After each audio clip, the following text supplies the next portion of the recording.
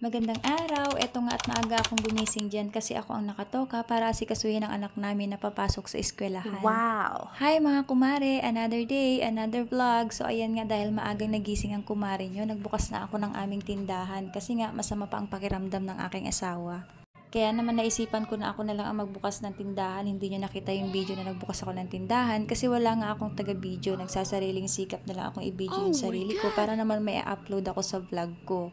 At ito nga ang una kong inasikaso dahil nakita kong wala na kami mga tingi-tinging mantika. Nagsukat muna ako ng mantika upang mamaya ay hindi ko nagagawin dahil hindi ko na kayang gawin yan pag naandito na ang aking bugoy.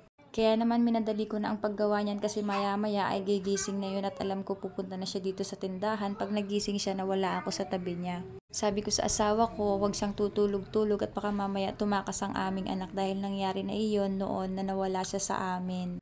Alam niyo ba mga kumare na nawala yan at pumunta sa highway nang hindi namin namamalayan. Iniikot na namin ang buong bahay mga kapitbahay pero hindi namin siya makita at merong nagsabi sa amin na nasa highway daw ang aking anak. Diyos ko para akong mamamatay at binuhusan ng malamig na tubig nung sinabi nilang nasa highway ang aking anak. At ang kwento ng nakakita ay mabuti na lang daw at mababait ang mga driver at iniiwasan siya habang siya ay tumatawid. Ang highway mga kumare ay napakabibilis ng mga sasakyan pero noong mga oras na yon hindi mabilis ang mga takbo ng sasakyan at nagpapasalamat ako sa Diyos hanggang ngayon. Para sa inyong kalaman, ang aking anak ay may espesyal na pangangailangan kaya naman ayaw na ayaw kong mawali siya sa aking paningin dahil ayaw ko nang maulit ang nangyari sa kanya noon. Anyway mga kumari, ikikwento ko sa inyo ang buong pangyayaring yan sa mga susunod na aking vlog. Mabalik tayo sa pagtitinda. Nag-promote nga muna ako ng aking paninda habang wala akong ginagawa.